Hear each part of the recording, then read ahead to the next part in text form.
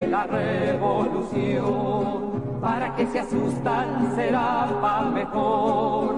Es el pueblo entero el que ya está gritando, ¡viva la revolución! Iranian nuclear weapons development. They have turned the island into a communist hellhole. The experiment in Venezuela has failed completely.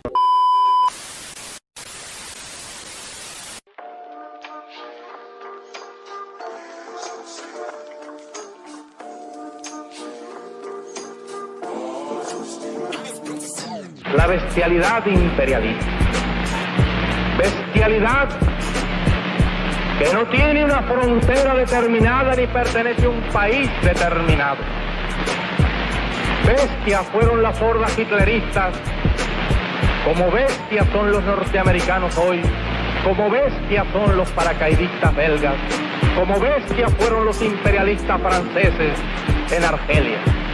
Porque es la naturaleza del imperialismo la que bestializa a los hombres, la que la convierte en fieras sedientas de sangre que están dispuestas a degollar, a asesinar, a destruir hasta la última imagen de un revolucionario, de un partidario de un régimen que haya caído bajo su bota o que luche por su libertad. Y la estatua que recuerda a Lumumba, hoy destruida pero mañana reconstruida, nos recuerda también en la historia trágica de ese mártir de la revolución del mundo, que no se puede confiar en el imperialismo, pero ni tantito, nada.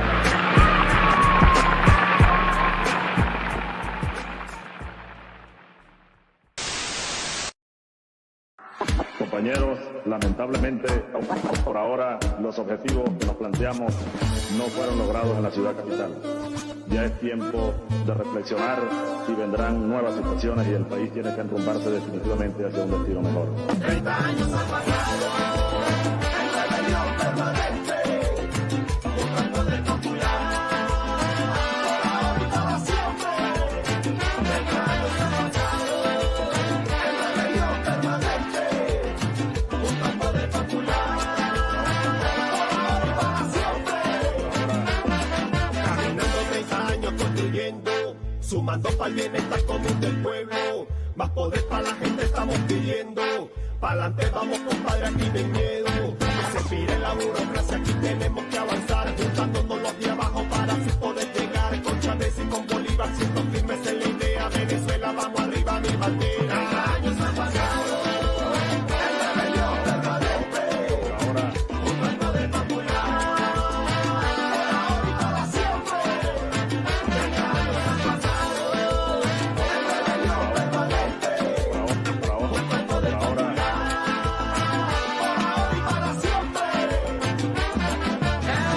Junto al colectivo, la comuna es nuestro camino. La mujer combativa en pie de batalla, venciendo el bloque asesino. Se rompió la cadena, ya mi suerte es pesada, por lo cual de la tierra. Se rompió la cadena, ya mi suerte es pesada, por lo cual de la tierra. 30 años han pasado, en rebelión permanente, Por ahora, del popular, ahora y para siempre. 30 años han pasado, en rebelión permanente, buscando del popular, ahora y para siempre.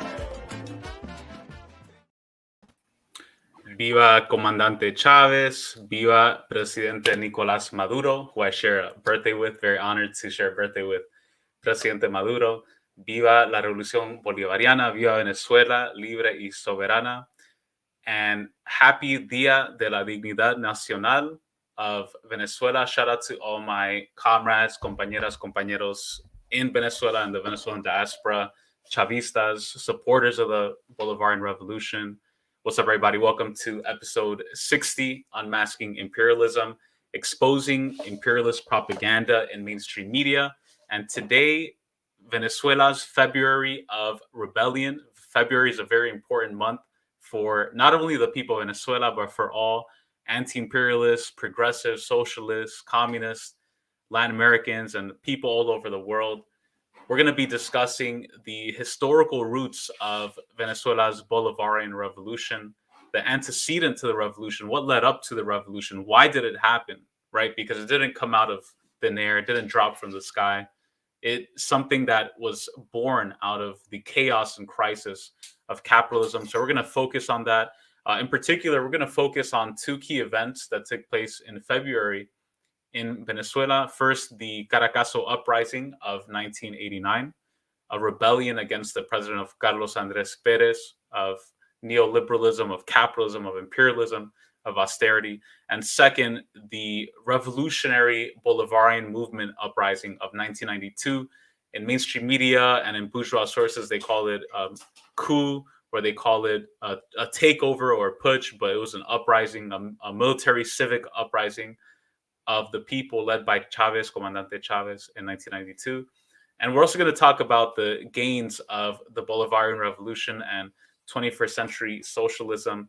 And joining me today are three comrades who I've known for a long time, good comrades. Starting off with comrade Yhamir, is a Colombian activist based in New York City. Shout out to New York, shout out to the East Coast, my hometown. And he is the host of the Bolivarian Flame. Please subscribe to the Bolivarian Flame. Link is in the description. How's it going, compañero Yhamir? It's going good, compañero Ramiro. Yeah, man, feeling happy to be with y'all tonight, commemorating the 4 de Febrero, the February 4th rebellion that happened in Venezuela, and just commemorating also the Caracazo that happened the 27th coming up right now, and just excited to go in depth about what this rebellion meant for the Venezuelan people, but for the whole continent in general. So, and I'm glad to be here with my sisters, Aminta and Kayla. And also I gotta give a shout out to a Venezuelan sister named Catherine, that she's watching this right now. Muchos saludos, Catherine, chama. Shout out to Catherine, 4 de Febrero, Día de la Dignidad Nacional, el resurgir de nueva esperanza, the resurgence of new hope for the people of Venezuela against chaos and crisis and capitalism. There's this myth that capitalism is amazing and that Venezuela was this paradise before the revolution, which we're going to debunk thoroughly today. And I like that compañero Yhamir always has, he got the 4F hat ready on deck. He got the flag. He's always themed that he has the best flag collection that you can see in the background. Internationalist, really amazing comrade. Also joining us is compañera Kayla, Peruvian-Haitian student, worker, and organizer based in New York City. How's it going, compañera Kayla? Hello, everyone, and thank you for hosting this. Thank you for having us on so we could talk about this. February, definitely a revolutionary month. You're getting that revolutionary inspiration when you have Black History Month here in the United States, and then you also have the history of rebellion in Venezuela. And Paxatunky Pat, the hedgehog, also said that there's only going to be another 6 weeks of winter. So I'm fucking with February. I'm loving it. And then again, thank you. I'm grateful for the conversation I know we're going to have tonight. Most definitely. Thank you for being on. I totally forgot about the whole thing about the what is it called, the Hedgehog Day or whatever, because out here in Cali it's just hot all year, so I totally lost track of that, checking to see when winter ends. But that's what's up, and I'm glad that y'all will have less winter time out there in the East Coast. And last but not least, joining us is compañera mi hermana Aminta, sociologist and researcher with the Friends of the ATC. She's also part of the Troika Kollective, US-born Nicaraguan-Palestinian, currently based in Managua, Nicaragua. Shout out to ATC. Shout out to La Revolución Sandinista. Aminta also is somebody who is very active in internationalist movements all over the world, in Venezuela, Nicaragua, Honduras. She was just recently in Honduras as well. Compañera Aminta, how's it going, comrade? Hey, I'm doing good. Thank you so much for having me back on your show. I'm really excited to kind of get into a deeper history lesson about Venezuela and really touching base more on what were the material conditions that Venezuelans had to endure because of neoliberalism. And I think that too, we can really use it as a case study when we look at other countries in Latin America that are still fighting these neoliberal policies, right? These economic structures.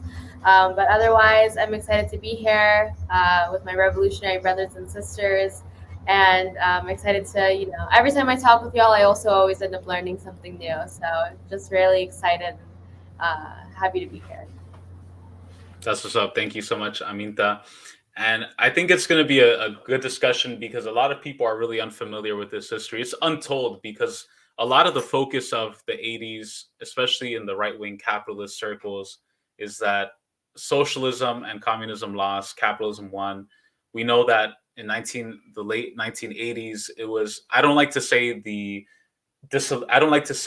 collapse of the Soviet Union. I like to say the overthrow, the coup against the Soviet government, because there was so many Russian and Soviet peoples who defended the Soviet Union. So at this time in the late 1980s, you have the planned demobilization of the Soviet Union by capitalist imperialist forces.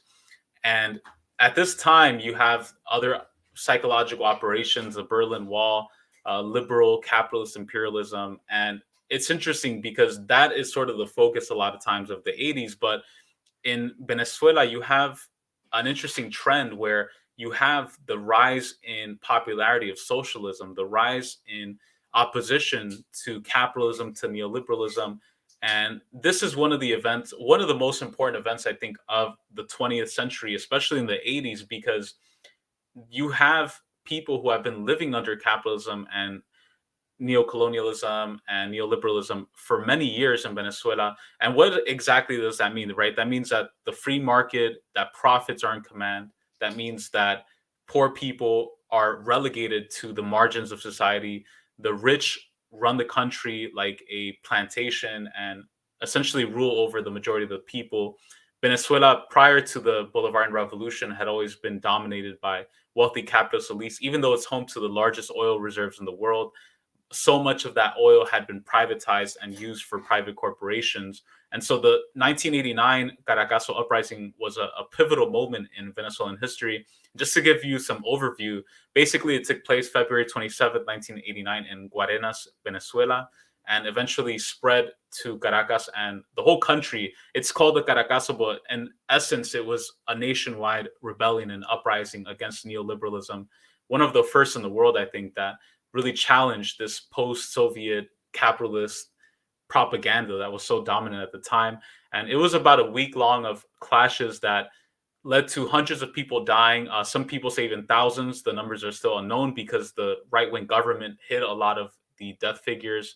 And the uprising began mainly in response to economic reforms, structural adjustments, increases in the price of gasoline and transportation. Interestingly enough, Venezuelan President Nicolas Maduro was a bus driver himself, and he was actually active in these rebellions of workers, of bus drivers, who basically took over parts of Caracas and liberated the area from the right-wing government. So this is the birth of Nicolas Maduro as a leader. A lot of people don't really know that. He's a very humble working class guy, a bus driver who became radicalized and very active in the Caracazo. And the neoliberal governments of Jaime Lushinsky and Carlos Andrés Pérez imposed these neoliberal economic reforms that took on more debt from the IMF, right? They had all this debt from the international mafia fund that I call them. And they said, you know what? The rich aren't going to pay shit for that. We're just going to shove it down to the poor. They're going to have to pay for it in the form of increased transportation costs, increased gas. And so that created a huge crisis in the country. And gas prices went up by 30%. Public transportation fares tripled, quadrupled. And a lot of people were murdered at this time by the government of Carlos Andrés Pérez. And it basically signaled the failures of the so-called free market, the invisible hand, right? That the right-wingers say, leave everything to the market. Don't allow the state to come in. The smaller the government, the better, right? That's the normal talking points in the right wing. But this event showed that that model does not work.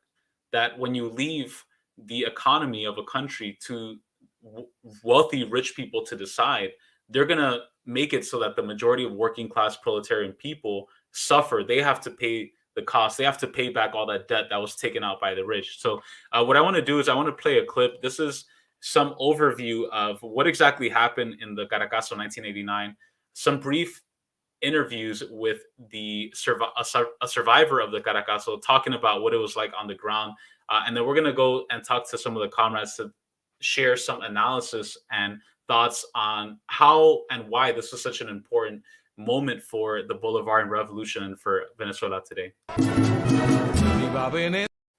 On February 27, 1989, the Venezuelan people spoke up against hunger and misery, the result of policies implemented by the president at the time, Carlos Andrés Pérez, a situation that worsened after the implementation of the neoliberal policy package set up by the IMF. Law enforcement authorities, together with the army, cracked down on the popular uprising that had taken to the streets to protest against the economic package that was set up to allegedly solve the economic crisis resulting from decades of outward corruption. According to extra-official sources, the situation resulted in the death of approximately 3,000 Venezuelans, a breaking point in history that paved the way for a historic deed, the Bolivarian and Socialist Revolution, headed by Commander Hugo Chavez. Well, the Caracazo shouldn't be called Caracazo. I think it should be called Venezolanazo, because in many parts of the country there was a popular uprising in which the people, without any leader, took to the streets to protest against the economic and social measures of the Carlos Andrés Pérez government against the people. The people had no other option than to take to the street to buy without paying their product, something that they couldn't get before because of neoliberal policies. As mass media told us that we couldn't buy color television, only few houses could afford color TV. And that generated the difference of classes. That's why the people took to the street, because they couldn't afford food, TV, or health care, because there was a policy of privatizations. So these privatizations hurt the working class, and you're never going to hear this in a lot of the imperialist propaganda about Venezuela, because they rely on this myth of this amazing capitalist paradise of Venezuela before the revolution to push their regime change agenda.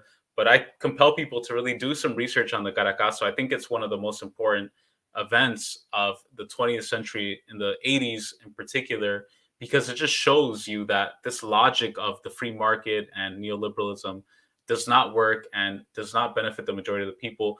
Compañero Yhamir, your thoughts and analysis of the significance of the Caracazo, and what message do you have for some of these people like, Joanna Hausman, or these right-wing escualidos who like to gloss over that era of history? Yeah, for sure. I'm laughing how you just mentioned Joanna Hausman, and for like everybody seeing this, a fun fact: me, Aminta, and Kayla are the original anti-Joanna Hausman, fuck squad that we fucked up her that she had in the new school. But I don't want to get into a whole conversation about that. You can watch the video on World Star Hip Hop. No, but when you think about Joanna Hausman, you think about her father, Ricardo Hausman, who was a neoliberalist economist, who was the architect of the adjustment package that Carlos Andrés Pérez signed. And what we're going to talk about in this show is, like, for people to understand, what was Venezuela before the Bolivarian Revolution? What was Venezuela before 4F? What was Venezuela before El Caracazo? Like, what brought it to El Caracazo?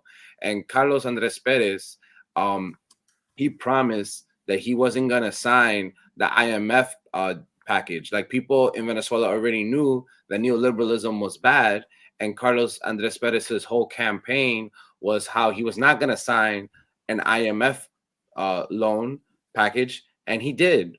And 26 days later, this happened right after his inauguration in the same month. And this all has to go like this all centers around what Venezuela was at the time, and what a lot of Chavistas would say was this was like a bourgeoisie democracy, the punto fijismo, because what punto fijo was a pact that they that the two liberal and conservative parties signed in 1958 with consent from the United States. Right after they were able to get a dictator, I think his name was Marco Pérez Jiménez, in the 50s, out of power. And I believe it was the 23rd of January. That's why they have that neighborhood 23 de enero. But yeah, I mean, I don't like just to hear from Aminta and Kayla's perspective. I mean, we have to understand what Venezuela was. It was basically another client state, a colony of the United States, and it was masked behind this bourgeoisie democracy of liberals and conservatives. I mean, mind you, Carlos Andrés Pérez was a liberal, and he did this atrocity of the Caracazo of putting the Venezuelan military against his own people. So when we think about El Caracazo, we think about when the people rebelled against neoliberalist policies worldwide, and you know, Europe and the United States thought that they were winning the battle of the ideas with the whole collapse of the Soviet Union. So like this all entails that, but I want to hear more from Aminta and Kayla. Yeah, most definitely. And by the way, we're looking at a picture of Carlos Andrés Pérez. We got to work on his lineup. That's not looking not too good. But yeah, this is him. This is the face of Venezuela. Because here's the thing. I think another important dynamic to mention is like also the national question and race, because we're talking about a country that's overwhelmingly Black and brown, Afro-Indigenous. And the majority of the people who ruled Venezuela prior to the Bolivarian Revolution were criollos, were white descended Venezuelans, who that necessarily doesn't make them bad or inherently evil or anything like that. But within the class strata of Latin America, that plays a significant role, because a lot of the land-owning elites, the bourgeoisie, tended to be the descendants of the peninsulares and the people who came from Iberian roots. And so I think that's an interesting dynamic, because once Chavez came into power, once he became president, you know, he's Afro-Indigenous, he has indigenous and African roots, he has, you know, curly hair, he has like different features, and there was so much racism directed at Chavez because of that, and because Black and brown people were in the presidential palace for the first time. So I think that's, you know, also important to kind of keep in mind. But maybe Comrade Kayla, if you want to talk a little bit about the significance of the Caracazo and how important it is to point it out in debates with libertarians and right-wingers who like to say that the free market is the best. You know, you mentioned a really essential point. Like, what was Venezuela before Hugo Chavez? What was Venezuela during the Caracazo? And what it was a state that was, although liberated by Simón Bolívar and the revolutionaries of that time, it still wasn't a complete liberation, right? It was only a liberation away from the colonial empire, but there was still that class and racial liberation that had never really gone to fruition. If you and just to really draw on these key points, when I went to Venezuela, I mean, I saw people the way that you would think. I met Venezuelans here in the United States, and when I was going on my flight to Venezuela, I saw people with Italian passports, blonde hair, blue eyes, you know, with Italian luggages. I got my crusty luggage falling apart, and I'm like, oh, it's so embarrassing. You got that Chinatown Canal Street luggage? Exactly, all different part and everything. But when I get to Venezuela, I'm like, everybody looks like me. They thought I was Venezuelan. Nobody questioned whether they thought I was American. When they heard the Americans coming, they didn't even look at me. They were like, well, where is she? Because everybody looked exactly like me. They were brown, they were Black, they were overwhelmingly Afro-Indigenous. And it was honestly such a diverse country, but the fact is it is an overwhelmingly African, Indigenous, and Afro-Indigenous country. And you see where all the power was concentrated at that point was in East Caracas. It was in Baruta. It was in Altamira. It was in Chacao. It was these wealthier Italian, European descent, European passport holders, even to this day, European passport holders that held all the power and that had so much contempt for the people in their own country. They didn't even see themselves as one with them. You know, you would talk to some of these upper class Venezuelans and they're like, yes, I'm Venezuelan, but my grandmother's Swedish. My uncle is Italian. They don't see themselves as one with their people, and that was very clear. The way that these imperialists, these Euro-American imperialists will talk about Venezuela is very similar to how they talk about Cuba when they talk about Cuba before the revolution. It was this paradise, casinos, and you would have all these showgirls dancing and drinks, and it looks like this whole big party going on. But who was that party for? It was for the top percent. It wasn't for the people of the island. It wasn't for the people of Venezuela, who were 75% of them were living in poverty, which led to the conditions that brought to the Caracazo. That's something that we really have to remember, that the overwhelming majority of the Venezuelan population was living in poverty, did not have access to clean water, electricity, homes. They were suffering, food, forget it. And this is again what when we talk about what led to the Caracazo, this week-long protest that led to so much violation of human rights, violation to people's lives, that people were murdered, people were disappeared. What led to them were the liberalization policies. And one of them in particular was that at the day that the Caracazo started, oil prices were 100% more than they were before. And even now, with Venezuela being forced with all the same, sanctions and embargo, it is still carrying on where the oil is practically free for the people to this day. And you're telling me that this beautiful country that was such a paradise, that it was 100 times oil percent for its own working people, and with no embargo, with no sanctions against it? Because that's the reality of how people were living in this country. They were treated with the brunt force of the IMF debt. They were treated with contempt, as if they don't matter. They're going to have to pay for it anyway because they have to survive. And that's what led to the Caracazo, where the Venezuelan people, I think, are very inspirational and a very revolutionary people. Not just, being part of the group of people that kicked off the independence revolutions in Latin America, but time and time again, they are the kind of people who don't put up with bullshit and will eventually always fight for their rights. And that is what led them to fight for socialism and bring socialism. And so when I hear the way that people talk, it's like the similar way they talk about Iran, they talk about Cuba, they talk about Venezuela. It's a very romanticized version that is just not based in reality. I mean, yes, if you look at a snippet of a party picture from the top percent, it's going to look great, but let's see how the masses were living. People don't put themselves on the line, put their, lives, their children and everything on the line for nothing. And they did it because there was no other means to survive. They sacrificed everything. The night of the Caracazo, Hugo Chavez sacrificed everything to do 4F, to do the coup d'etat on February 4th. Because there was no other option. The Venezuelan people demand dignity, they demanded respect, and they were going to fight for it by any means necessary. And beautifully said.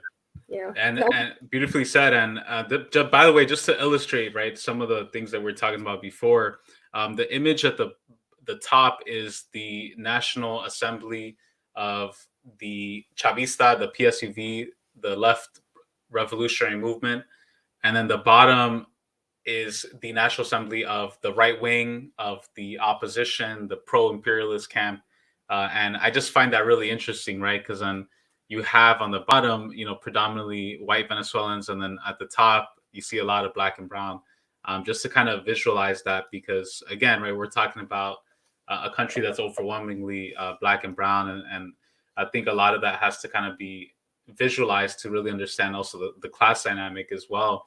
And no, most definitely. And I think it's something that a lot of the right wingers, they have this idealism, right? The irony is that a lot of people who are capitalist, free market and all that, they like to claim that communists are idealists, that we're utopians, that we're just living in a fantasy land, that socialism has never worked where it's been tried. But in reality, if you look at all of the countries that have implemented free market neoliberalism, capitalism, or it has been imposed on them, like Venezuela prior to the revolution, like Haiti, right? Like Honduras, like so many other, Chile, like so many places that had these systems, they went through a lot of hardships. The poor people were forced to undergo a lot of oppression. They were extremely oppressed and marginalized, living in inequality that is unprecedented. And I think the idealism really comes from the free market, right-wing libertarian types who have never seen or understand what quote-unquote capitalism is like in the global South. Compañera Aminta, your thoughts, you were in Venezuela recently. Any thoughts on the Caracazo? Were people talking about it? Like, is it still part of the popular culture? What impact do you think the Caracazos had on the Venezuelan nation overall? Well, I can definitely say for certain, right now in February, just getting to share with some of my compañeros in Caracas, they have told me, just waiting in line to get a COVID exam, and people will still recount the experiences and oftentimes the traumas that accompany El Caracazo. So this is still something that is within the cultural psyche of the Venezuelan people, the working class Venezuelan people. And that I think is incredibly important. You really do see, when I was meeting people in Caracas, I was really grateful that I almost kind of had the opportunity to navigate spaces on my own and meet people on my own and just have very organic conversations. And you really see very evidently, right, the ways that Chavez is so uplifted. People love Comandante Chavez, and that love is still there because they recognize that violence, that deep inequality, where, as Kayla had mentioned, 70% of Venezuelans were living in poverty. I believe that 70% of Venezuelans were living, with just like $2 a day, I believe is a statistic. And so with that being said, right, people have this consciousness of what times were like during a neoliberal period. And it's so true, right? Because we always see about East Caracas always having higher concentrations of wealth. Chacao, Las Mercedes, Altamira, right? These are places where people can just put themselves in bubbles and, isolate themselves from the Venezuelan masses. And, let us remember that Venezuela is it's an immense country. It's huge. I mean, like, I remember being, just going through land, going to Merida in the Andes. It's like an 8 to 9 hour drive. And the fact of the matter is, too, when it comes to transport right now, you can get gasoline for free. I have a lot of compas that, they can go fill up their motorcycle. It might take a little longer, it might take 30 minutes. But I mean, let's think about the conditions here. You're still getting free gasoline under a nation that is under, this very dangerous, iniquitous, and unusual form of hybrid warfare, right? So with that being said, I think that the nation as a whole has been able to continue to develop itself. And, with that being said, we see right now a lot of media that talks about Venezuela, and they do it in a way where they want to blame everything on socialism, for example. They want to blame it all on socialism, any conflict that the country has. Nevertheless, let's look at the communications that happened after El Caracazo. No one was ever really identifying in mainstream media what is the root cause of this social uprising, right? Why are people, so willing to go out and sacrifice themselves, to be able to have a semblance of, dignity, to be able to have their humanity affirmed. And right, like, this was something that was a precursor to the 1999 Bolivarian Revolution. But we had to remember that these events don't just happen out of thin air. These are things that take time, that take organization. We have to ensure that people do have collective, popular mass consciousness, and that they're able to aptly identify who their enemy is. And in this case, it's a neoliberal repressive dictatorship. It is international institutions such as the IMF that, historically, they tried to subjugate Latin American countries. Let's look at, for example, Argentina now. Look at the amount of IMF debt that they are suffering, and that obviously causes massive inequality in Argentina. I have a good comrade of mine who, he's from the Argentinian diaspora, and he shares with me, he'll compare and say, wow, like, the poverty that I see in Buenos Aires does, it's tenfold compared to poverty that you see in Managua, for example, in Nicaragua.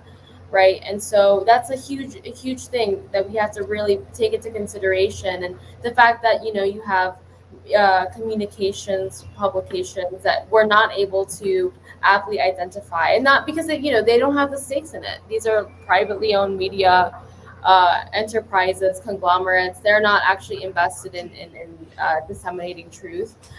They might blame, oh, it's just mismanagement of resources, like maybe it's IMF conditions, or maybe it's poor working class people. They it's their fault. They were the protagonists of the incidents, or no, it's maybe the private owners of the public transport system. But it's bigger than that. We have to look at things structurally, and that's why it's so important for us to really analyze this as a rejection of neoliberal economic policy. And so, with that being said, I think that just reflecting on my experiences in Venezuela, living there in 2 months, for 2 months, excuse me, and getting to share with a lot of young people too. And a lot of people that, some people were more tied to government, they were young leaders, which is also something that was so incredible while I was there. Just a quick anecdote, how many young people I saw with positions of I mean, I don't know necessarily positions of power is the way that I want to phrase this, but they just had like a lot of responsibility, but there was that trust in young people to carry that out, which is so important because, we have to remember that the ways that imperialism operates, it does change. Like in 1999, I guess you did have the internet, but you don't have social media. You don't have the distribution of media so rapidly all the time, where you have to, really combat a lot of misinformation. And so with that being said, right, you see a lot of young people that are defending the revolution, and, not just folks that are, tied to gov. It's also folks that are artists, creatives. I mean, my heart is just so full because of the love and camaraderie that I received from the artistic community in Caracas, anti-imperialists, that then again, they are also showcasing or illustrating, better said, the realities that Venezuelans, have today, and also, what is the historical context? What have been the struggles that have taken place, and also the lives that have, unfortunately been lost. These are, in many ways, the blood is on the hands of people like Ricardo Hausman, for example. The blood is on the hands of, people, like Juan Guaido, for example, right? People that are purveyors of international finance capital, people who are there deeply invested in ensuring that capitalism and imperialism remain. So people have that consciousness, and it's really just fantastic to see, likewise, both in Venezuela and even here in Nicaragua, right? Seeing the ways in which young people are carrying that flame forward and are thinking of innovative ways to continue to tell, that history, because we can't forget our history. When we forget our history, it is allowing for the right wing to fully take advantage of us, and we cannot do that, because that would mean, dishonoring the martyrs, the lives that were lost, the struggles, the time, the energy, right? The baton has been passed on to us, and so it's so essential that we take the time to really learn this history. And I think that, I'll end it on this note. That is why it's so important even now to have a stream like this, right? And to be able to share about this history. And none of us here are Venezuelan, but we're internationalists, we're socialists, and that is why we're joined together, because we understand that in order for all, for us to be free, all people internationally have to be free, and we have to uplift these struggles. So I'll conclude there. Yeah, most definitely. By the way, I don't know what you guys are cooking up for dinner, but y'all better save me some, because I hear the dinner plate's getting ready to microwave. But yeah, beautifully said, compañera Aminta. And I bet at some point after this, some fucking right-wing escualido is going to comment and be like, none of you guys are even Venezuelans, so you're not allowed to talk about. So apparently, if you're not whatever nationality, you're not allowed to talk about that. So that's some sort of mental gymnastics. And one of the ideas and books that the Bolivarian Revolution was deeply inspired by is Capital, right? Karl Marx. This is essential to Chavez, because a lot of people, even within the left, they try to be Puritans and be like, he wasn't a communist. He was, don't you know, I'm a real communist. He wasn't a real communist. But Chavez studied Marx very well. And one of the concepts that Chavez understood and studied from Marx is the idea that the production process, the resources and production of a nation, of a land, should serve the people, right? The people shouldn't serve the production process. humans should not be extensions of technology or resources, right? Those technology and resources should serve the needs of human beings. And that's exactly what Comandante Hugo Chavez promoted in Venezuela, is using the resource like oil to serve the people of Venezuela, not the other way around, for the people of Venezuela to serve oil as some sort of money-making operation. So I think that's so important to mention that Chavez was he was a student of Marx, he was a student of Bolivar, he was a student of so many people.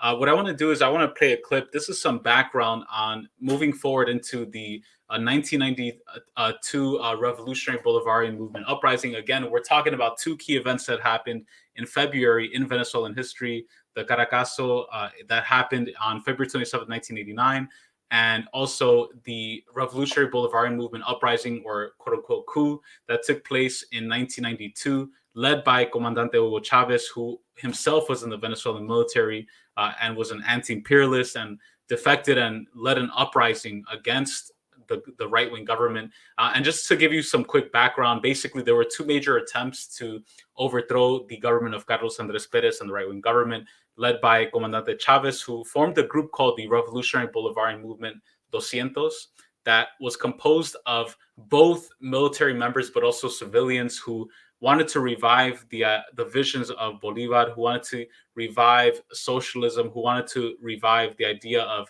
the profits and the resources of Venezuela going to the people and not to these wealthy bureaucrats who were in power. And so the first coup attempt took place on February 4th, 1992, led by Chavez. There was a second coup attempt in November 27, 1992. The first attempt, led by Chavez, unfortunately was unsuccessful. There were some betrayals that happened. There were some logistical issues that took place as well. But nonetheless, he still had a huge percentage of the population of Venezuela that was deeply inspired by this uprising. Some people have compared it to the Moncada barracks attack in Cuba. That was unsuccessful as well a few years prior to the Cuban Revolution. That served as the flame of ignition for this burgeoning movement, the Bolivarian movement. And 18 soldiers were killed. Some dozens more were injured. And after this attack in 1992, this coup attempt by Chavez, he was imprisoned. So he went to jail at a military prison. This is a clip with just a little bit more background on what exactly happened. And then we're going to talk about the significance of 4F and how the Bolivarian Revolution now is so deeply rooted, especially in the military, and combining uniting the people and the military. Now, on February 4th, 1992, the Venezuelan people witnessed a military rebellion led by Hugo Chavez that brought back hope in the country's future after dark years for the popular classes. The impact of Chavez's uprising 30 years after the event is brought to you by Leonel Retomal in a series of stories. The phrase and the image still echo in Venezuela.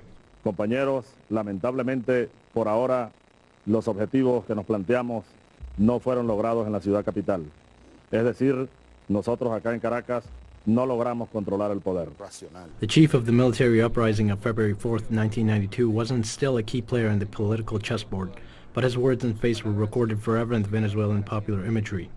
At the beginning there were some trust issues because the boots of soldiers were responsible for many massacres in Latin America, Venezuela included. Capitalism in Venezuela has had two ways of ruling over the people.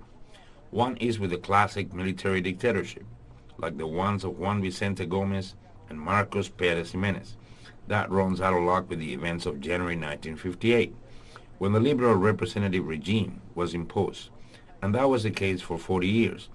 But by February 1989, the popular rebellion managed to pull the brakes on the neoliberal policies that the ruling class and foreign interests were trying to force on the country.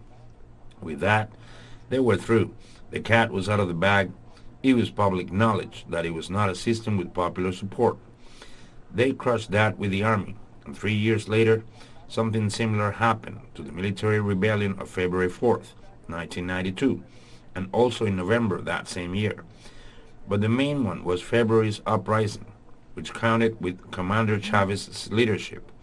By then, the regime was exhausted politically, economically, socially. The people didn't believe in anything anymore.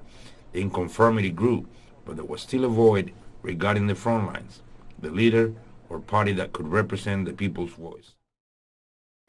So spoken from OG of the movement, Fernando, a former guerrilla and Venezuelan revolutionary during that time period, talking about the failures of capitalism, neoliberalism, that people in Venezuela gave up on it, and rightfully so, because it didn't serve their interests and their needs as a working class. Compañero Yhamir, your thoughts on the significance of 4F? And by the way, can you explain to people who are not familiar, like the culture around 4F? Because a lot of times people wear the Venezuela hat, and sometimes it'll have the 4F and sometimes it won't. So maybe you could talk a little bit about that and just your thoughts in general about the important role of the military in the Bolivarian Revolution. Yeah, so it's right here. Look, this is the 4F right here. This is when you know you're pro Chavista. The Escuadrillos always hate when you have this sign on the hat. But whatchamacallit, the significance. There's a lot of things to talk about. I mean, the fact that you had these young, radical, like military youth that organized an insurgency within the military to overthrow the government. I mean, it's just it's like very romantic. It's very poetic because it was the same military that killed its own people during the Caracazo. And a lot of these officers, like Chavez, knew that was wrong, and I mean, didn't participate. He always used to say that he didn't join the military to oppress his own people, and just for these young military officers, whether it was Hugo Chavez or Diosdado Cabello, that organized and try to avenge the victims of the Caracazo, which they would say was over 800 to 3,000 unmarked graves, people that got killed. So it was very it was very inspirational for the Venezuelan people, and it was like this new type of air. It was like the rebirth of Bolivar, in this black and brown man of like Hugo Chavez. Like I think I remember hearing Maduro talk about it in the speech of like commemorating the 30 years of this, of how that the Caracazo became a man. It like the energies of the Caracazo like centered itself into El Pueblo, into a person that looked like the people of Venezuela. This Afro-indigenous man, that he said these phrases like por ahora, which is like similar to when Fidel Castro said, history will absolve me, por ahora being right now. That's right there. That's the face right there. And him saying that he's leading this military Bolivarian movement, and he was taking responsibility because he surrendered, because it was from what I was told, because I visited the Cuartel de la Montaña, where he tried to seize the weapons, I believe, in that military barrack. It's the same military barrack where his grave is, his tombstone. His tomb is it's very lovely, it's very beautiful, to the homage of his legacy.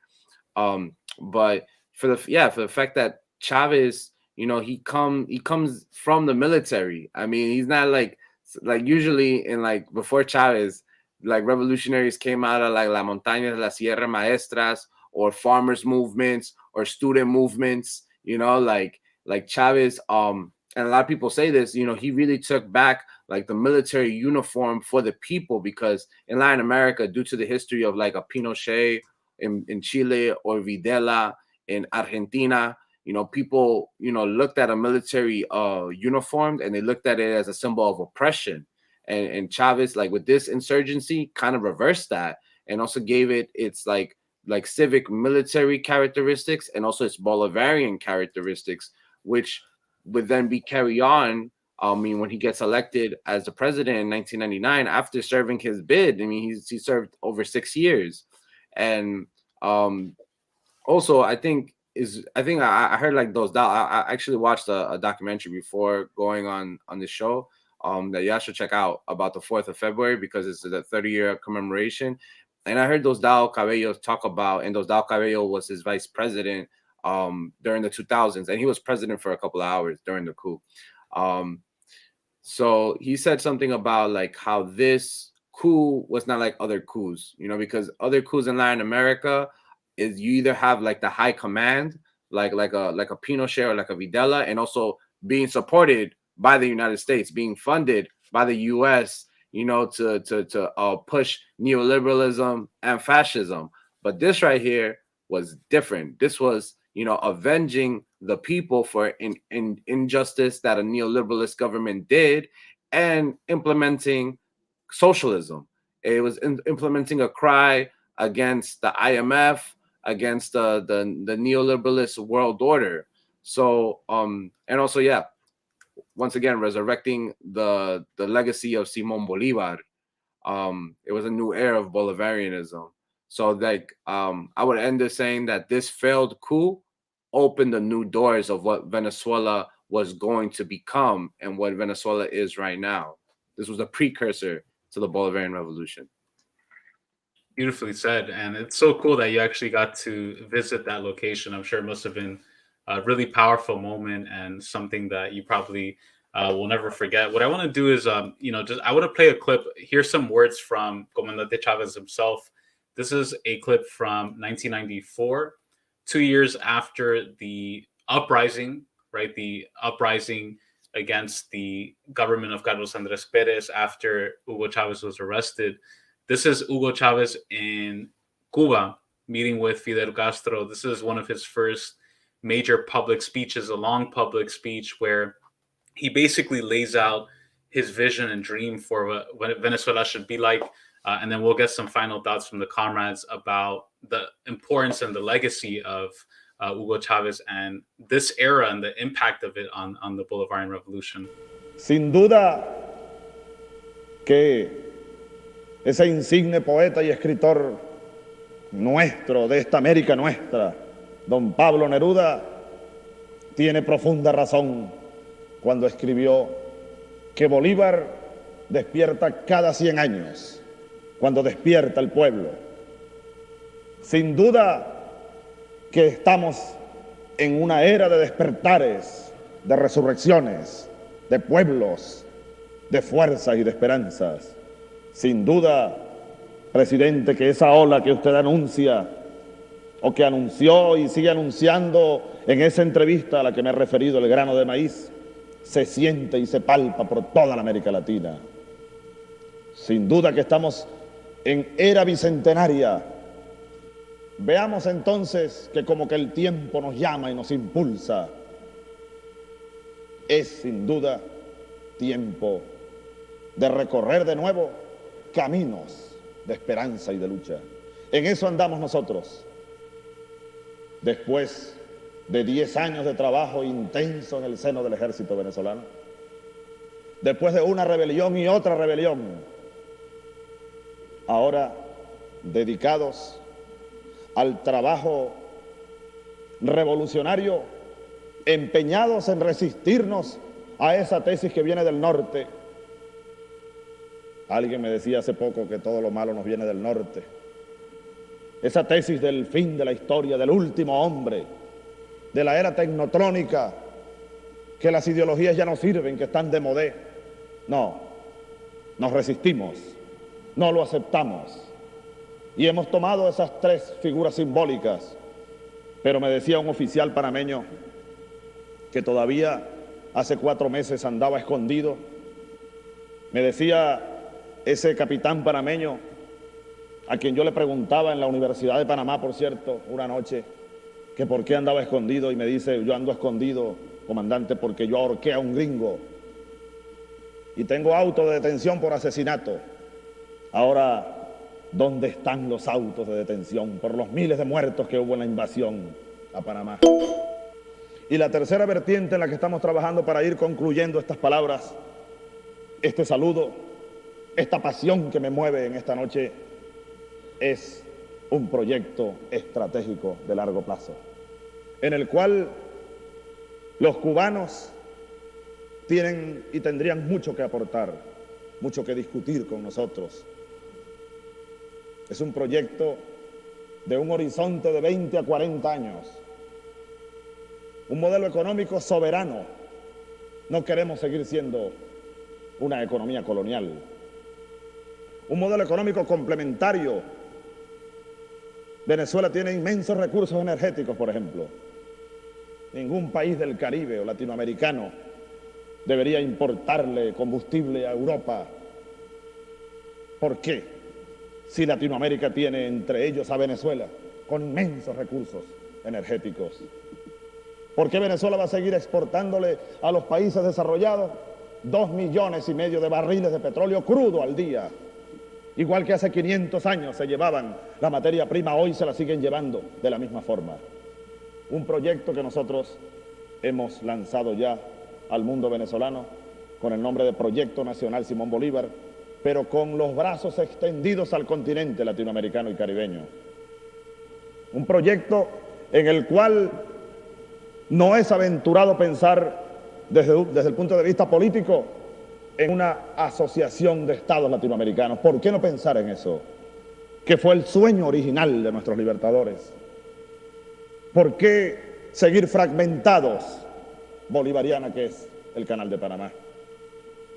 Este sería un congreso o una liga permanente donde discutiríamos los latinoamericanos sobre nuestra tragedia, sobre nuestro destino, que al decir de ese gran revolucionario, ese gran escritor uruguayo Eduardo Galeano, ese destino no puede ser una maldición, es un desafío.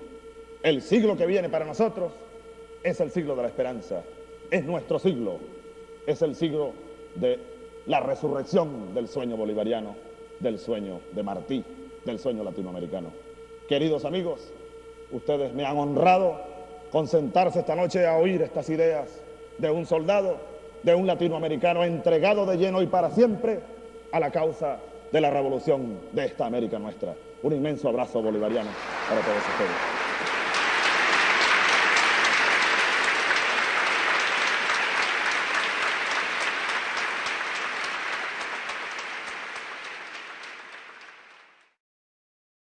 Powerful, powerful words. I get goosebumps every time I hear Comandante Chavez speak. Brilliant, genius. That's how a communist should be talking. Promoting hope, promoting unity, right? Not promoting divisions, not promoting dogmatism, not promoting better than thou identity or mine. Chavez is somebody who understood how to reach the masses and understood the importance of internationalism. By the way, for those of you who don't speak Spanish, basically to sum up, he just talked about how he rejected this whole notion of the end of history theory, Francis Fukuyama, who said that capitalism won, socialism lost, the end, happy ending. And he talked about promoting a sovereign economic model, getting rid of the colonial model that has been imposed on Latin America and the Caribbean, creating a Bolivarian project for Latin America inspired by our liberators, by our ancestors, Simón Bolívar, Francisco Morazán, José Martí, José de San Martín, and so many others, Tupac Amaru, Tupac Katari, and also talking about why we shouldn't remain fragmented, why we should cooperate as Latin American nations, and promoting this idea that the 21st century will be a century of hope. And we're seeing all of his amazing talking points, amazing ideas come to life now in Venezuela with CELAC, with ALBA, with the internationalism that Venezuela has with so many countries around the world. Really powerful stuff, man. Chavez is somebody who deeply missed. I remember I cried actually when he passed away in 2013. I was at my internship. Somebody who really inspired me and inspired all of us. So I'm just really honored to be able to share that. But maybe Comrade Kayla, if you want to give just some final thoughts on Chavez's speech, his vision of uniting Latin America and the Caribbean Bolivarianism, and the importance of these two rebellions in February for the Bolivarian Revolution today. Well, I remember when I was, first starting to learn about, anti-imperialism and socialism and getting into really understanding the history of Latin America, I was so attracted to Venezuela, so specifically because it is a country that exists in kind of like two contexts. It is both South American as it is Caribbean. It is a very culturally diverse country. And let me just say, as we were having the conversation before about Venezuela as a paradise, In a way, that is true. Venezuela, before and after, Venezuela is a paradise country. Take away the politics, you go to Venezuela, it's the most beautiful country I've ever seen. And I can say that Peruvians don't attack me, but Venezuela is hands down the most beautiful country I've ever seen. And I would give anything to, get to go there again. And that's why they deserve such a beautiful leader. I mean, that's exactly who Hugo Chavez was. He was a beautiful leader that emerged from one as part of the people, not something that was like a top down, not something that was handed over as a colonial remnants that Venezuela had to deal with before. And so when you see the speech, when you see how Hugo Chavez is talking, it was actually while he was in prison that he started to formulate exactly the plan that he had for Venezuela and his economic policy. And he wrote his book. It's called The Blue Book, and it's a blue book where he literally lays out the plan of what he wants to build in Venezuela. And you go to Venezuela, don't listen to any of these Españoles who live in Europe, who live in the United States, because they don't know, they're not Venezuelan people. Like, yeah, they're Venezuelan people, but they're not Venezuelan people. You go to Venezuela and Hugo Chavez is loved by everybody. Even people who don't support the government right now will always say, yeah, but Chavez was good. Yeah, but Chavez was great. Because that is how much of a popular leader that he was, because of the policies that he implemented and how much care that he had for his people. He was one with the people. And that's something that not only Venezuela, but every country in the world deserves. It deserves to have a popular working class leader that is one with the people because they come from the people. And I think it's, we were having that conversation again before, none of us are Venezuelan. And this is something that I have heard in all my years of defending Venezuela and defending Cuba against imperialism. It's like, oh, well, you're not from Venezuela, or you're from New York. So what do you know? And the reality is that Chavez, more than anybody, understood internationalism. What did he do for New York? He gave oil to people in the Bronx after, I think it was Hurricane Sandy, that they didn't have oil, and he sent that over. Hugo Chavez had helped Haiti after the earthquake and offered aid. This was true internationalism. And so in the same way that Hugo Chavez had the heart to say, why should the Venezuelan oil reserves go to these developed countries that don't need it when we have countries in our own, like in our part of our own region that needs it, is the same way where we as revolutionaries, we as anti-imperialists, we as human damn beings from the working class who feel that in our heart that our interests are one with people all over the world, despite whatever nationality borders. I have more love for the Venezuelan people, the Venezuelan working class people, than a Venezuelan from fucking Barita sitting in Bushwick, New York, is talking about why, Maduro is an evil leader. We're not the same, and you can't compare us to that. And this is exactly, you show the picture here of all these revolutionaries who were stood in solidarity with one another. And I have a similar hope for people in the United States when he talks about the Caribbean and Latin America. I also have a vision that also includes, once we have a popular uprising as well, the United States, it includes Canada, because our histories are very paralleled, and there's no reason that,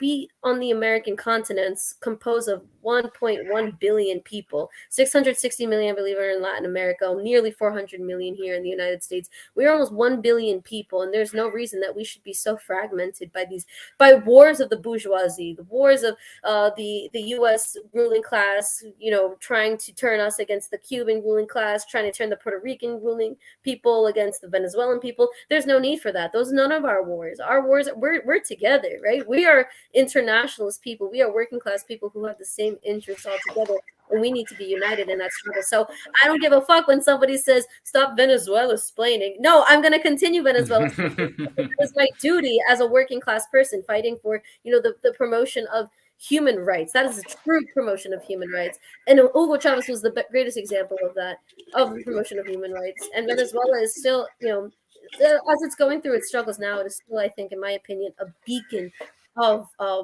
liberty, of justice, of everything that humans, we need to be striving for.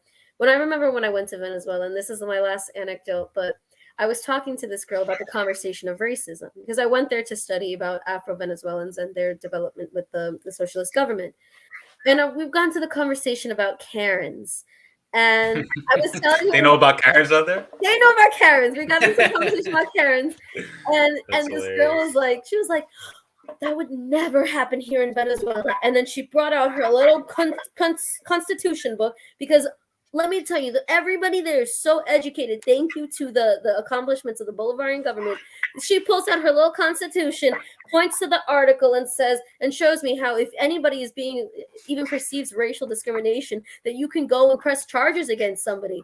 And she was saying, like, we have human rights here in our country. I don't know about you in the United States, but that y'all be easy, because we could never.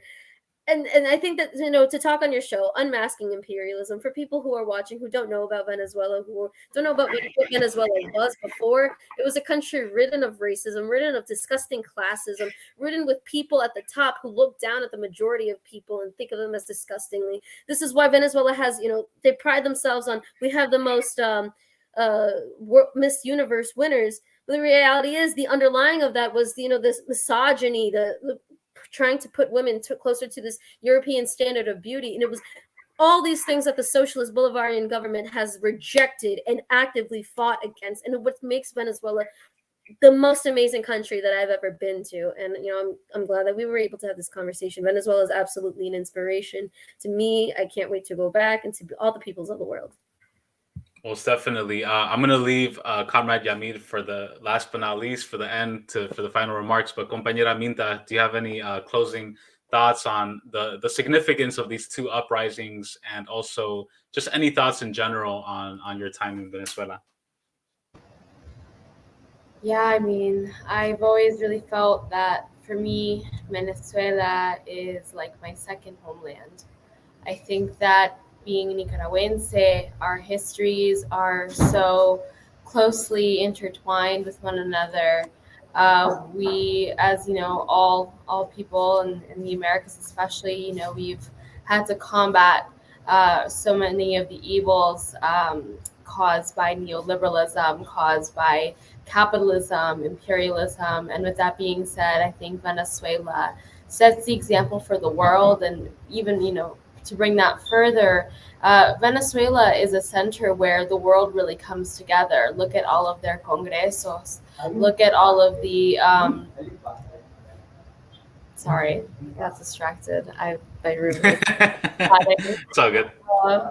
But it's really a place where the world comes together, right? And you really see that with the congresos, with even being there as an international election observer. I mean, what a fantastic and sophisticated way of ensuring that you have free and fair elections that are sovereign, right? That is just so elemental, so crucial. There's so much about Venezuela that mainstream media does not want us to know. Nevertheless, I think as militant revolutionaries that are also engaged in communications, you can really see the ways in which, the Venezuelan people, their history sets such a shining example for so many of us in nuestra militancia to follow, and I think, when I would listen to that speech by Chavez, I honestly, get a little teary-eyed, because I just think that it is a beautiful and it is a beautiful dream that is within our reach, right? It is something that is possible within our lifetime. And that is what is so inspiring and so motivating about Chavez's speeches as a whole, is that, you are left with the feeling that you are capable, that you are part of this internationalist community, because we are, and really breaking down those divisions. And it's something that I wish that more people, particularly on the global north, Western left, had a stronger understanding of, because there is just so much that is bogged down by, misuse of identity politics, for example, or, just not having a willingness to have dialogue. I mean, like, when we look at Venezuela, when we look at Nicaragua, Cuba, Bolivia, do we really think that people were able to organize to that extent and not have dialogue, not have to deal, with reactionary sectors of society, right? And so with that being said, I think that for me, Venezuela means so much. There is not a day that goes by that I don't talk about Venezuela. And I'm really hoping that I get my Nicaraguan citizenship soon so that I can travel there with more ease. It's so challenging. Obviously, as we know, there isn't a working embassy in the United States. So, folks can't get visas, including people, from the diaspora. And that's another thing, so quick anecdote that like makes me so upset is when I see diaspora that is so pro-sanctions, anti-government, but then they're like, I can't go and see my family. I'm like, well, you can't go and see your family. Hey, you fucking idiot. You did that. Right, because U.S. imperialism. So yeah, but I love Venezuela. I have so many gifts from there. I have this like little CD. It's 58 songs sung by El Comandante because he always would sing llaneras. And I just it's so good. So I'll end it off on there. I'm sorry about the background noise. Also, you asked You guys are popping bottles. We are popping bottles. What are you guys drinking? Well, Carlos has the dishes, but we've been cooking really big dinners. Today we went for Iran for our oh, nice. Tonight. So maybe I'll send some pictures later. But. Beautiful. Tell them I said what's up. Tell them we said TikTok inside joke that for the comrades who went to Nicaragua. By the way, this is one of my favorite locations in Managua. This is Rotunda Hugo Chavez, a beautifully preserved part of Managua. And during the 2018 coup attempt in Nicaragua, the Sandinistas defended it from the right-wing Contras who were trying to burn it to the ground. So Hugo Chavez is deeply loved and admired, not only in Venezuela, but all over Nuestra America. So I think that's important to mention. Last but not least, compañero Yhamir. And by the way, shout out to compañero Yhamir for proposing this topic, this idea. I think it's an amazing episode to do, and really two historic uprisings to focus on, and somebody who has been really active for many years in Venezuela solidarity work. And make sure to subscribe to his channel, the Bolivarian Flame. But I'll leave it to you, comrade, to just finish off any final thoughts on the significance of these two February uprisings and the legacy of Chavez and what is in the task for Venezuela today and for the solidarity activists around the world. Yeah, so I'm just happy that we were able to do this, tonight, commemorating the 30 years of the February 4th military rebellion, on your show, Ramiro. I mean, this is a very important show, Unmasking Imperialism, like compañera Aminta said, so we could teach people the importance of like dates like this. And also like we're like as a diaspora, like Latin American diaspora, we're like a bridge between the two worlds, between the empire and Latin America. And I always think about like, I remember reading something from one of my favorite writers. I think his name is George Cesarello. He's written a lot of books on Venezuela, but he said like how Latin America at times is an incubator, for like neoliberalist and fascist experiment, but it's also an incubator for like revolutionary experiments, like what we see in Cuba, what we see in Nicaragua, Bolivia, and now in Venezuela, and what it's like also like coming in fruition like throughout the continent, like the rebellion against neoliberalism. You see it in Chile, you see it in Honduras, you see it in Peru, this shift to the left. And I also think I'm starting to see it too in Colombia, in my motherland. Like, like what happened in the Caracazo is the same thing that happened last year with the uprising against neoliberalism in Colombia. And now we're having a chance to get rid of that right-wing, like fascist government. And we've never had a leftist government ever, but I'm hoping. I was gonna say like all of this is interconnections with the February 4th popular military rebellion. Like what the Venezuelan people have gone through has also been a precursor of what now Latin American people within the continent are going through. And like on a personal note, like for me, Chavez means a lot, like a lot of different people. But for me, coming from the diaspora, like being Colombian, it's just like I always had like growing up, I had like a self-hating complex, and I guess that was part of like colonialism and all this other stuff. And luckily, I had my father, that he was part of La Guerrilla out in Colombia. He was part of the EPL, Ejército Popular de Liberación, that like I remember one time I was on the phone with him. We were not on good terms at that time, but like one time he passed me on the phone and he told me like his two favorite politicians was like Nelson Mandela from South Africa and then Hugo Chavez from Venezuela. And I was just like, what? I thought Chavez was bad at the time. Even though even my best friend, I mean, Ramiro went to school with him, my best friend Eleazar, you know, he's Venezuelan American and he was raised with the whole, and Kayla met him one time.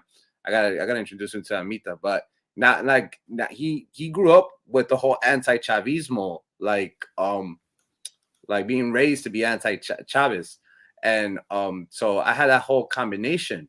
And when I did research on Chavez, on the man, like I was thrown away. I was like, I fell in love because, you know, like he kind of like made me kind of like, I don't know, like if you get that like feeling of like falling in love with yourself or like kind of like, it's like this, I guess it's like the sense of decolonizing, you know, like you're finding new ways to kind of like love you. It's like healing. There you go. It's like a person with like mental illness and like you're healing. And it's like in this kind of like cozy way, this lovable way of like when you were a child and then the world tries to take that away from you. But then you got like a person like Chavez that gives it back to the world, you know, gives it back to the people.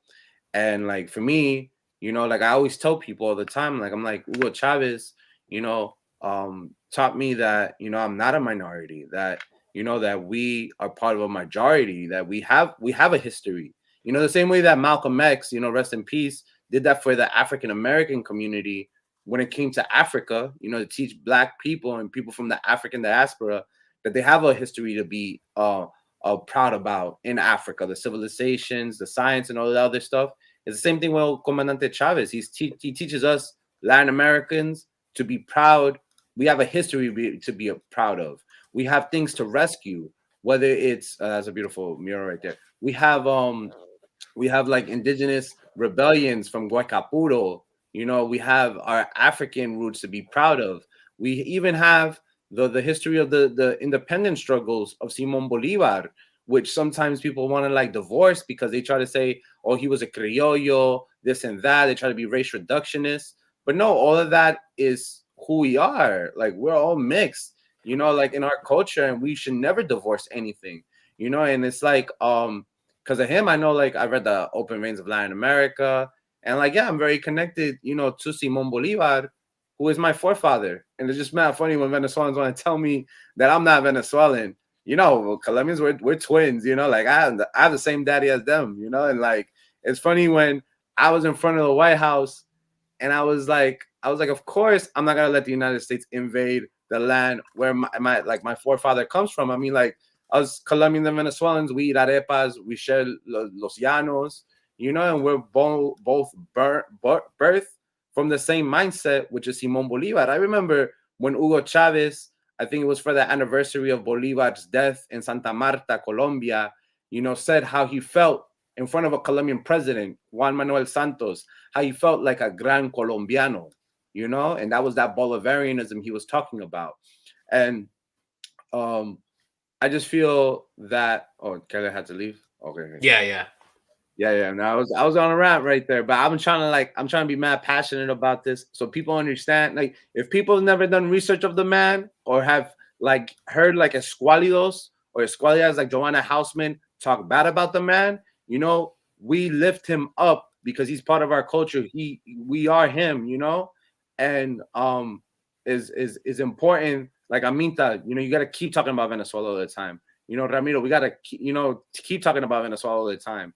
You know, and like this person is very important, and we always have to celebrate him, you know, celebrate what he stood for and the impact he left on the continent, because it's not going nowhere, you know, that por ahora, like they said in Venezuela, es para siempre, you know, por ahora y para siempre, for now and forever, you know. So I guess I'll just end it like that, you know, que viva Chávez, que viva el 4F, viva Bolívar, viva el pueblo venezolano, viva los proyectos del Patria Grande, you know. Beautiful, amazing, powerful, beautifully said, Comrade Yhamir. I felt it from the heart. And it's really inspiring to hear that. And I think it's important for a lot of communists to really understand that and to understand the importance of revolutionary figures throughout history, throughout the ages, and apply it to the masses. Shout out to Comrade Libre, by the way. Today is Dia de la Juventud Revolucionario in Venezuela.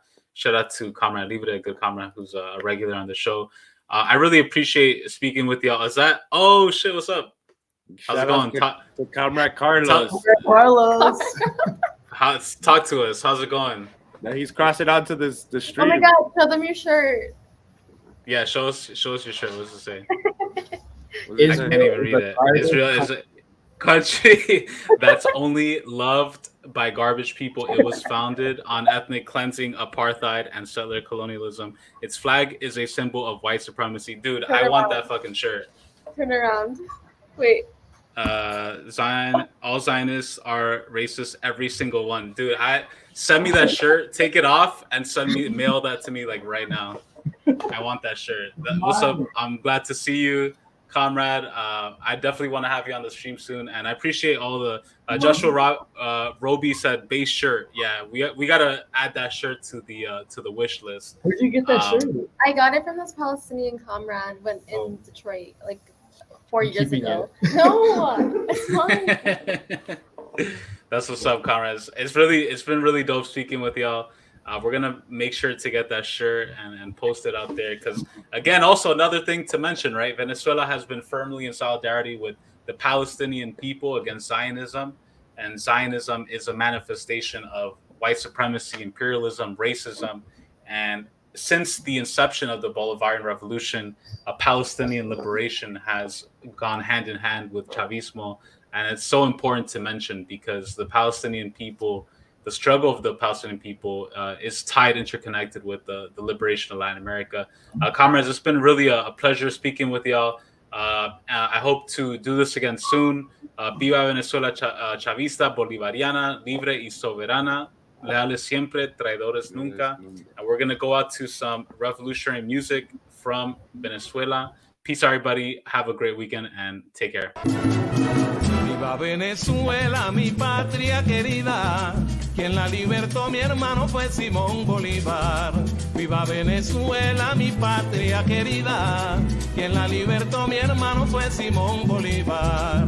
Viva Venezuela, mi patria querida, quien la libertó mi hermano fue Simón Bolívar.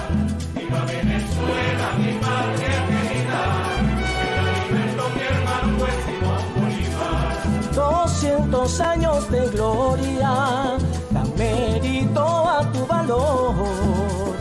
Imploramos tu grandeza, Bolívar libertador. 200 años de gloria dan mérito a tu valor.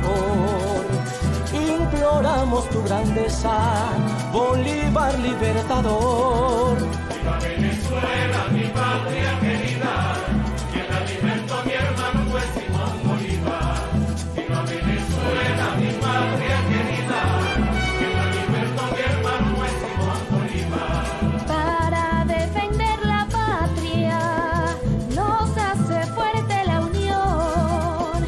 Somos una misma sangre con un solo corazón. Para defender la patria nos hace fuerte la unión. Somos una misma sangre con un solo corazón. Venezuela, mi patria querida, quien la libertó mi hermano fue Simón Bolívar. Viva Venezuela, mi patria querida, quien la libertó mi hermano fue Simón Bolívar. Cabalgaremos los sueños de construir una patria que sea libre y soberana, llena de amor y bonanza. Cabalgaremos